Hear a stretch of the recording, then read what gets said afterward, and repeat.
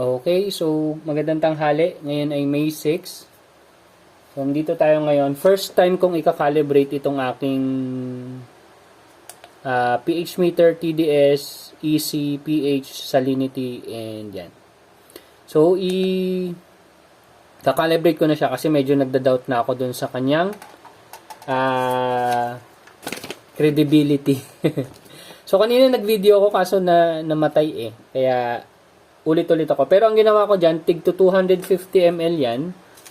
250 ml. Ang ginawa ko, tinimbang ko lang sila. So, mga nasa 250 grams, katumbas na nung yung 250 ml. So, ang ginamit kong tubig dyan ay distilled water. So, distilled water. Then, ito yung mga solution. So, ito muna ang gagamitin natin. Ito yung susunod. 6.86 pH, tas ang last ay 9.81. So, nandito rin naman yan sa instruction. Yan. Kung makikita nyo, meron yan 4.01. So, ang sabi lang, ibabad lang yung probe dun sa 4.01. Tapos, i-on. After natin i-on, i-hold lang natin yung mode or calibrate for 6 seconds. Tapos, meron siyang automatic recognition na itatama niya yung calibration to 4.01.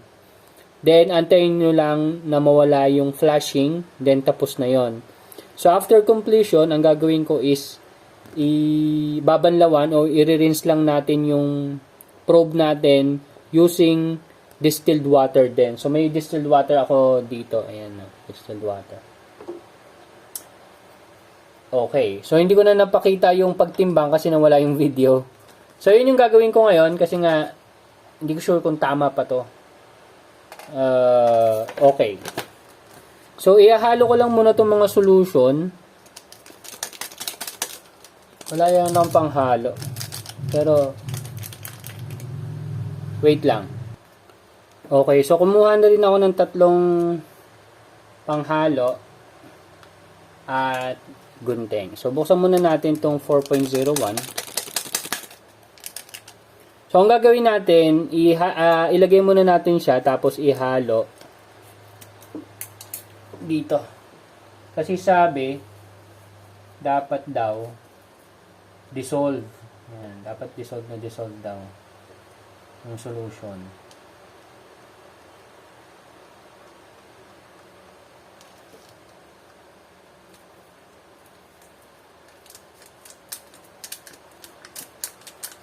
Ayan, mukhang ubos na naman yan. So, haluin ko lang.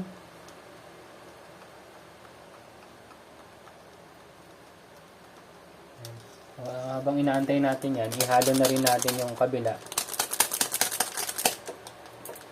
Mapapansin nyo naman since distilled water siya, makikita nyo sa ilalim yung kung may mga buo-buo pa. So, sa ngayon, may mga nakikita pa akong buo-buo.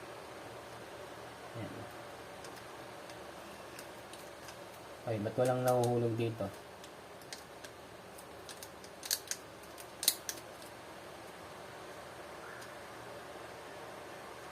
Wala nahuhulog dito sa kabila. Tingnan natin. Baka namuo na. Kasi sobrang tagal na nito eh. Hindi ko kasi ginagamit.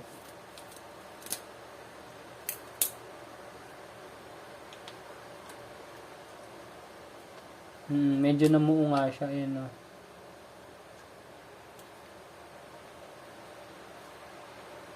Hindi ko sure kung gaano ka-accurate pa to kung ganitong medyo na siya. Ayan, wait lang. Dahan-dahanin ko lang. Pero alam ko may mabibili namang ganito sa online. Mga pH buffer powder. Ayan.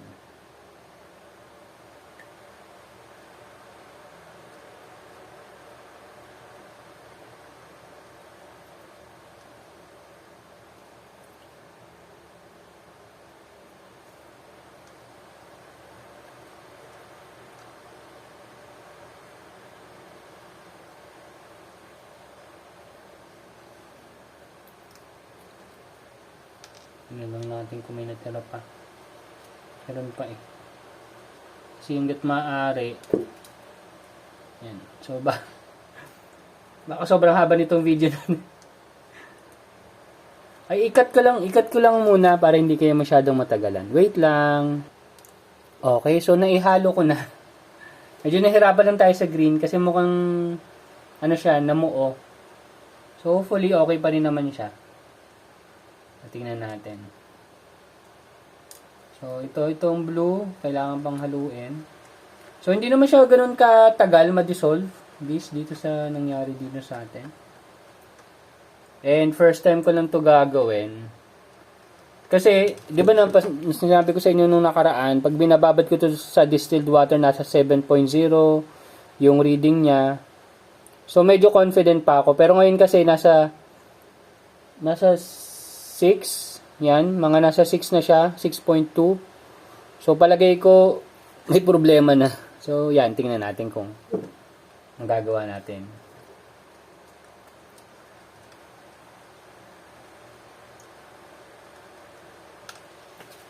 Okay, so habang hinahalo ko tong ito kasing 9.18, ayan o, 9.18, medyo matagal ma-dissolve eh. Ayan. Pero antayin muna natin. So, babanlawan ko pa naman. So, ang sabi dito sa instruction is ilagay yung electrode dun sa 4.0 muna, dun muna tayo, tas i-on. Then, ipipress natin yung mode and call for 6 seconds. Press and hold dyan. Then, mag-automatic recognition siya ng 4.0. So, subukan ko. Ito yung ano natin, 4.01. I-on ko. Hindi ko sure kung kailangan kong antayin na malapit siya sa 4.01 bago ko siya i-hold and calc. Pero, siguro, ang gagawin ko, antayin ko lang mag-steady yung reading niya. Ngayon, ang reading niya is 3.41. So, which is malayo sa 4.0. Diba? Oh, so, 3.36 na nga siya ngayon. So, i-hold ko na to for 6 seconds. Tingnan natin. Wait lang. Nagre-record ba? Ayan, nagre-record. Ayan. Game. Press and hold. 1, 2, 3. Ayan, nag-calc na siya. Ayan, nag 4.01 na siya, oh. Antayin ko lang mawala yung blink, then that's fine. Ayun. Mabilis lang pala. Mabilis lang pala yun, na 4.01 na siya ulit. Yan, medyo, yan. I-hold ko lang muna kayo, ha. I-pause kasi babanlawan ko lang. Wait lang. Okay, so nabanlawan ko na siya. Hindi naman sinabi kasi dito kung kailangan ko ba siyang punasan or what. Pero, ayan, nabanlawan ko na siya. So, gawin na natin yung next, which is yung 6.86. So, ano naman siya, automatic recognition eh. Kaya, yun lang nga gagawin natin. Una, taktak ko lang ng konti. Ayan. Ibababad lang daw dito. Ayan. Tapos yun. So, siguro, antayin ko na lang siyang lumapit dun sa 6.86. Kasi nasa, kanina, di ba, yung 4.01, nasa parang 3.4 bago ko siya kinalibrate. Kasi inaantay ko mag-stabilize yung reading ng ano natin, ng pH. So, ngayon, nasa 6.48 siya. Although, ang solution natin ay 6.86.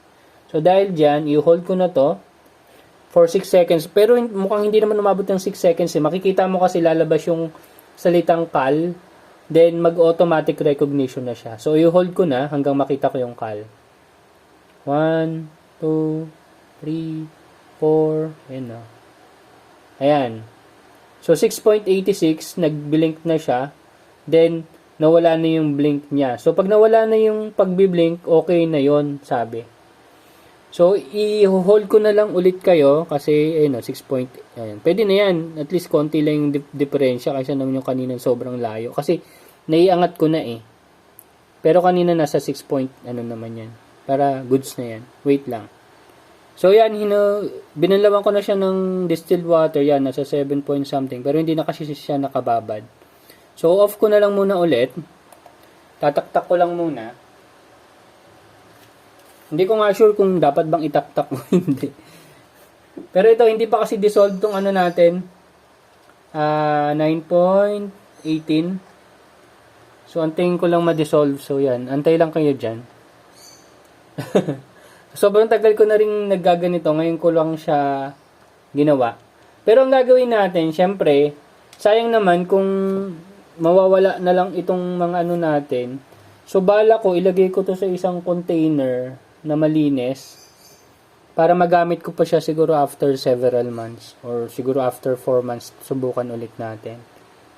Or, bili na lang ulit kayo. Pwede naman. Mura lang naman yata to. Ayan. Ayan, meron pang buo-buo eh. Ang sabi kasi, dapat fully dissolve. Itong dalawa, madali eh. Mabilis na dissolve eh. Ito, medyo matagal. Itong 9.18. Ayan. So, kung makita nyo, nasa indoor nursery tayo. So, nandyan yung mga tanim natin. Ayan. Ayan, nandyan. Kasi hindi pa sila malaki. Kaya hindi pa kita. So kanina nag-ayos lang ako ng ating mga yun, hindi ba kita? Ito. Coco peat, tapos naglagay lang ako sa ating trays. So kahapon binutasan ko na yan. Wala lang. Kasi nag-aantay pa tayo mag-dissolve. I-pause ko muna para hindi masayang oras niya. Okay, so sobrang tagal niya. Sobrang tagal niya matunaw, pero kasi sabi kasi dito, ayun, stir until, hindi ko lang kung nababasa niya. Basta sabi dito, stir until the powder has completely dissolved. So kailangan tunaw na tunaw siya. And meron din dito, depende sa temperature sa lugar nyo, yung magiging parang discrepancy. So kanina, yung 6.86 ko, parang naging 6.8 eh. Pero tingnan natin, pwede na yun siguro. Konting discrepancy lang yun para sa akin. So, ayan. Hahalo pa rin ako kasi ano pa rin eh. Ganun pa rin eh. So, wait lang. Okay. So, palagay ko medyo matatagalan pa to bago matunaw. Siguro, kung gagawin ko to sa susunod, dapat yung distilled water siguro medyo maligamgam. Medyo mahirap matunaw tong itong ano ba to? 9.18. Hirap tunawin eh. Pero kasi kung medyo maligamgam yung tubig mo, medyo madali silang matunaw siguro ah. Kasi sa paggawa ko ng solution, lalo na dun sa NutriHydro, dun sa solution B, maligamgam yung ginagamit kaya madaling matunaw yung yung mixture. Yun kasi yun siguro yung mali ko rin dun sa paggawa ko ng Kiss solution dati. So, di bale, moving forward, ganun tatry natin. So, sa palagay ko, solution na to, dapat medyo maligamgam din siguro. Although yung temperature ko dito sa area ko, nasa 29 degrees eh. Ewan ko lang itong room temperature siguro mga nasa 27 or 29 yan nga. Ayun dito nakasulat to, 29. Hindi ko lang alam kung subukan ko na ba eh. Hindi pa kasi siya fully dissolved oh. Meron pa dun oh. So, subukan ko lang. Tingnan ko lang yung magiging reading niya kahit hindi pa fully dissolved. Dapat kasi, ang pagkakaintindi ko, medyo malapit siya dun sa 9.18. Ayun, 8.45 ngayon lumalabas eh. 8.45.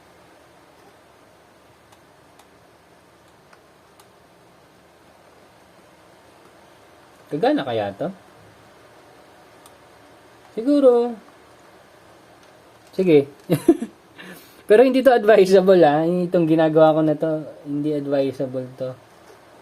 Pero malamang tatry ko ulit mamaya pag na-dissolve na. For the sake of video lang, since na ibabad na natin, so, ang sabi, pagkatapos mo ibabad, i-on mo, tapos i-hold mo yung, mode or cal for 6 seconds. So, hold na natin ha. 1, 2, 3, 4, 5. Ayan, nag-cal na siya. So, 9.18, kailangan lang mag-stabilize. Yan na. Goods na. Pero mali yun kasi kailangan fully dissolved eh. So, antayin ko ba ito ma-dissolve mamaya? Anyway, yun yung video natin. So, nakalibrate na natin. Babanlawan ko na lang and it's all good. Yun lang. Bye-bye.